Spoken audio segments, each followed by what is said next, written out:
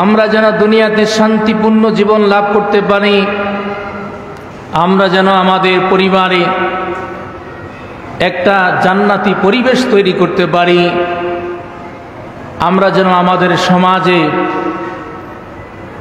কেউ কারো জুলুম করবে না, কেউ কারো প্রতি অন্যায় করবে না, মিলেমিশে ইন্নামাল মুমিনুনা ইখওয়াতুন আল মুসলিমু আখুল মুসলিমে, মুসলমান মুসলমান ভাই ভাই, ইমানদার ইমানদার ভাই ভাই, নিজের মায়ের গর্ভ থেকে আসা সহোদর ভাইয়েরা যেভাবে একে অপরের প্রতি ভালোবাসা মহাব্বত সুখে দুঃখে পাশে থাকি, সমাজের গ্রামের রাষ্ট্রের বিশ্বের প্রতিটি মুসলমান যেন সেই আদর্শকে লালিত করে আমরা দুনিয়াতে শান্তির সমাজ, দুনিয়াতে জান্নাতি পরিবেশ তৈরি করতে পারি, দুনিয়ার আমল করে আখিরাত কবর হাসরে নাজাত পেয়ে জান্নাতের অধিকারী হতে পারি।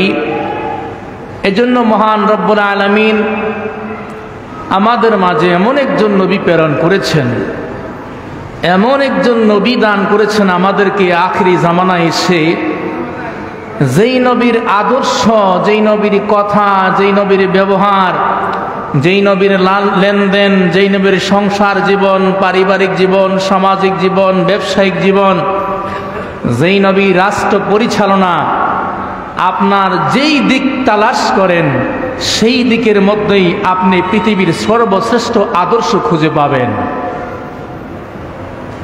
আল্লাহ রাব্বুল আলামিন সূরা আহজাবের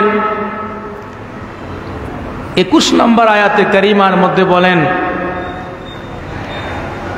লাকাদ কানা লাকুম ফি রাসূলিল্লাহি উসওয়াতুন হাসানা।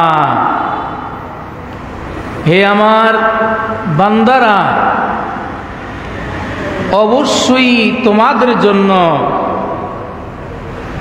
আমার রসুলের মাঝে, আমার হাবিবের মাঝে পৃথিবীর সর্বশ্রেষ্ঠ আদর্শ বিদ্যমান রয়েছে।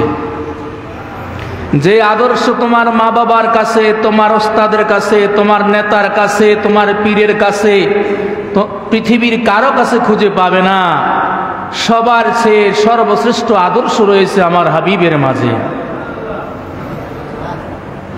এই আদর্শ কার জন্য? লিমান কানা ইয়ারজুল্লাহ, যেই ব্যক্তি আল্লাহকে চায়। কাকে চায়? যেহেতু আল্লাহ আমাদেরকে বানিয়েছেন, যেহেতু আল্লাহ পাক আমাদেরকে রিজিক দিচ্ছেন, সুস্থতা, হায়াতের মালিক, সব কিছুর মালিক, সেজন্য আমরা কাকে চাইতে হবে? আল্লাহ বলেন যে আল্লাহকে চায়, ওয়াল ইয়াউমাল আখিরা, এবং আখিরাতে শান্তি চায়। কি চায়? কবরে শান্তি দরকার আছে? সেখানে আপনার ছেলের ক্ষমতা, মেয়ের ক্ষমতা, স্ত্রীর ক্ষমতা, বাবার ক্ষমতা, ওস্তাদের ক্ষমতা, নেতার ক্ষমতা, কারোই ক্ষমতা কাজে আসবে না। সেখানে ক্ষমতা চলবে কার?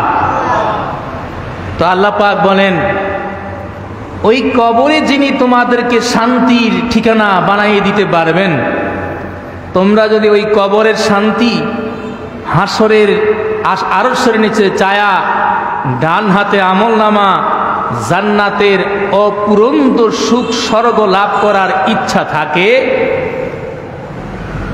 যাকারাল্লাহ কাসীরা, আর যেই ব্যক্তি বেশি বেশি আল্লাহকে স্মরণ করে, আল্লাহর জিকির করে, ওই ব্যক্তির জন্য আমার হাবিবের মাঝে উত্তম আদর্শ রয়েছে। সুবহানাল্লাহ। এখন আমরা আল্লাহ পাকের কোরআনে কারীমের আয়াতে কারিমার আলোকে রাসূলুল্লাহ সাল্লাল্লাহু আলাইহি সাল্লামের আদর্শগুলো কি ছিল, তিনি গোটা বিশ্ব জাতির জন্য মডেল, সে আদর্শ সম্পর্কে আমাদের কিছু ধারণা আগে থাকা দরকার।